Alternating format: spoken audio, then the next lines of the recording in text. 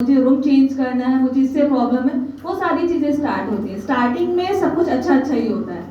Hopefully अच्छा हो आप सबकी बैच में, सब अच्छे फ्रेंड्स बन के रहो, लेकिन हर किसी के साथ हमारी कंपैटिबिलिटी मैच नहीं होती है।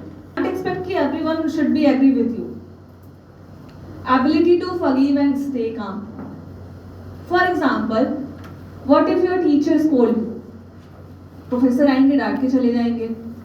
आपका कोई बैचमेट आया, उसे आपकी कोई बात पसंद नहीं आई, उसने आपको डांटा, मे बी ही और शी स्लैप्ड यू, एक थप्पड़ पड़ गया, फिर क्या करोगे?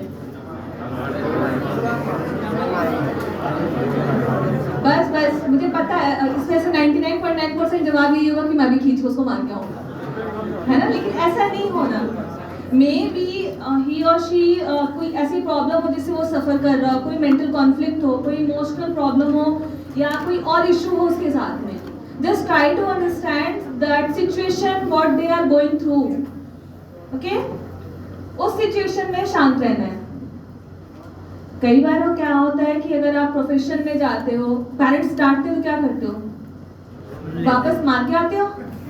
नहीं करते हो जो परफेक्ट हो। और अगर ऐसा कहता है तो सबसे बड़ा इम्परफेक्शन उसका यही है कि वो परफेक्ट है, ऐसा वो कह रहा है या कह रही है। Okay, be there in time of need. College time में क्या होता है ना, लास्ट मोमेंट पे जब किसी के असाइनमेंट्स रेडी होते हैं और किसी का नहीं रेडी होता है, तो क्या करना है? मोबाइल स्विच ऑफ करो, किनारे हट जाओ, बात ही नहीं करनी। किसी फ्रेंड को ज़रूरत है, अभी सबसे ज़्यादा ईजीएस्ट वे होता है आपको सिचुएशन से भागने का कि मोबाइल फ्लाइट मोड पे करो, बात नहीं करनी, that's it. But a good friend is कौन होता है आपको पता है?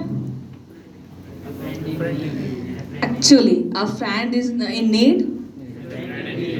एक्चुअली तो आपको जरूरी नहीं हो फ्रेंड हो आपका, लेकिन आपको उसके लिए हेल्प के लिए एवरी टाइम, आपको जब भी वो आपको कॉल करे, एवरी पॉसिबल वे में अगर आप उसकी हेल्प कर सकते हो तो आपको करना चाहिए। में 5 स्टेजेस होते हैं। There are 5 stages to improve your interpersonal relationship or any kind of relationship that forms in 5 stages. First, to know each other. सबसे पहले क्या करते हो? आने के बाद एक दूसरे का नाम पूछा होगा, कहाँ से हो, क्या करते हो, family and all, qualification, schooling कहाँ से किया। So to start relationship, individuals need to know each other well. Well मतलब ये नहीं कि आप पूरी कुंडली निकाल लो। वेल मतलब उसकी लाइकिंग क्या है, डिसलाइक्स क्या है, क्या पसंद है, क्या नहीं पसंद है।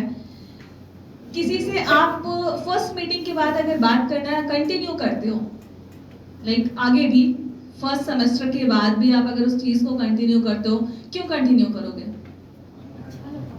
That their positive aspect of their personality that hits you, that like you most, social gathering, same organization that you are here.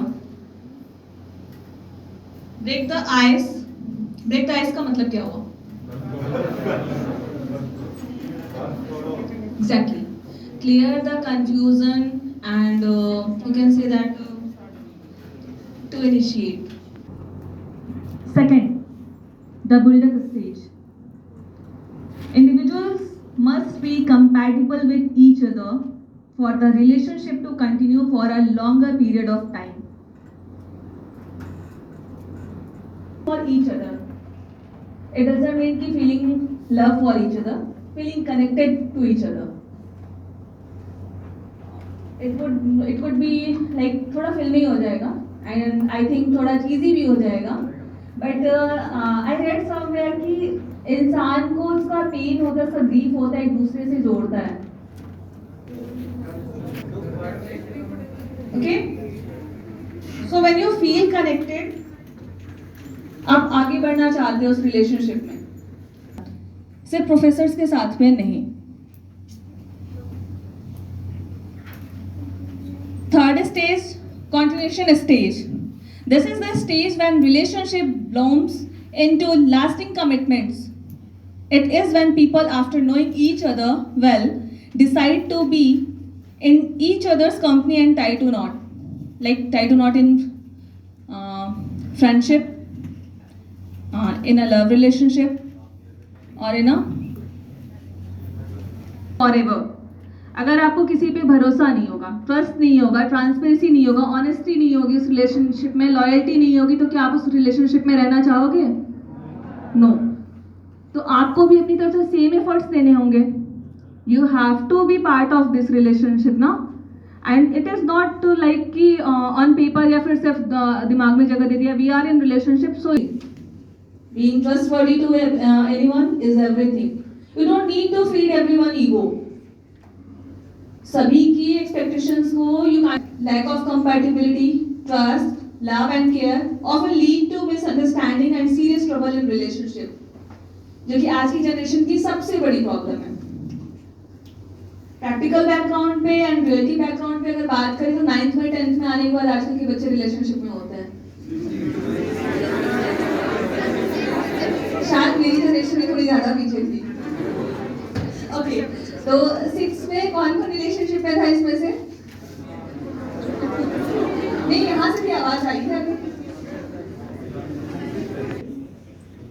कहीं भी किसी भी रिलेशनशिप में हो, हम वहां पे कॉम्प्रोमाइजेस करने पड़ते हैं, बट एक लेवल तक.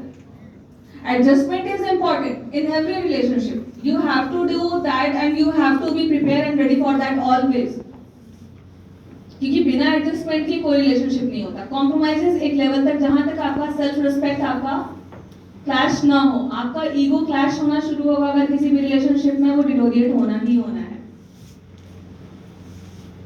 Individuals sometimes find it extremely difficult to adjust with each other and eventually decide to bring the relationship to an end.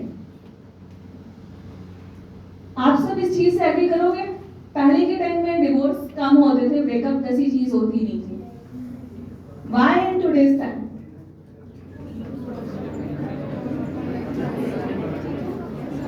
It is like question market ना?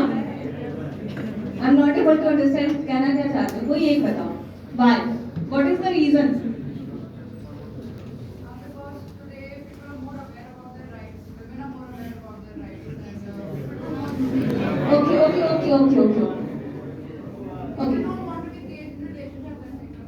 Okay.